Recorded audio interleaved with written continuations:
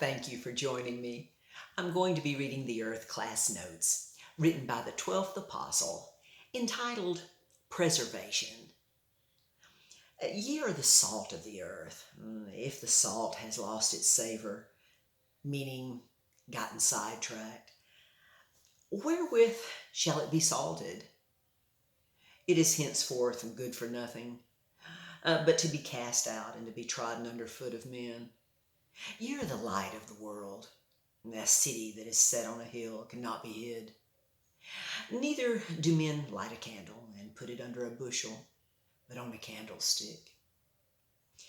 And it giveth light unto all that are in the house. Let your light so shine before men that they may see your good works and glorify your Father which is in heaven. From the book of Matthew. The seldom understood true interpretation means not to try to preserve the things of this evil world age.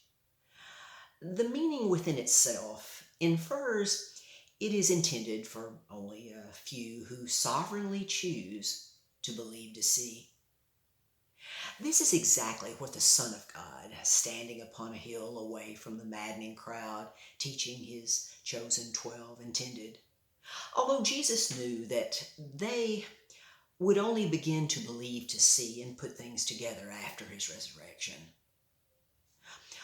What were the 12 instructed by Jesus supposed to preserve? We understand that after the passing of mighty Shem and the resulting loss of the truth of God's purpose and plan being communicated by mouth from generation to generation, that God directly intervened, choosing Moses to begin a written record in order to preserve the greatest treasure in heaven and earth at that time. Very soon, mortality will no longer exist. You and I will look upon this earth that we have spent our entire everlasting existence upon, and finally visibly see that which we earlier believed to see, a beautiful, unchangeable sphere restored to even greater glory than it was when it first formed beneath the feet of our beloved God.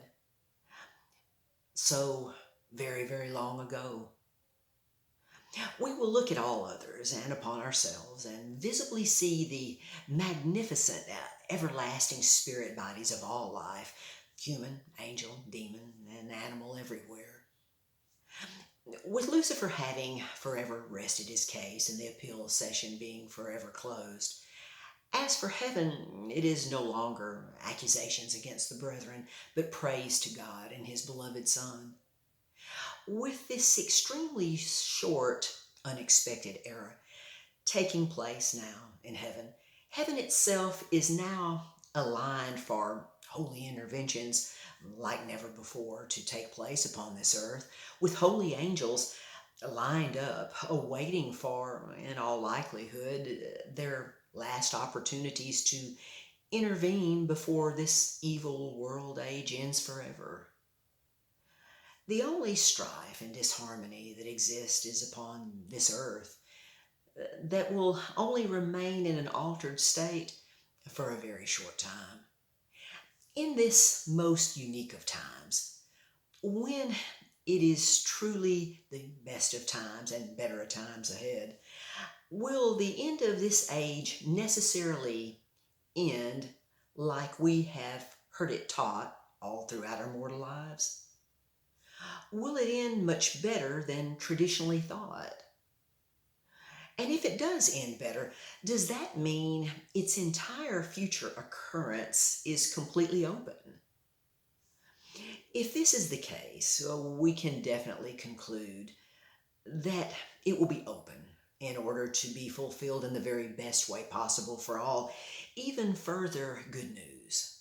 Good news for the inhabitants of the earth to understand if they would only listen. May we all overhaul our view of upcoming events while our privilege of time is still preserved. Until next time.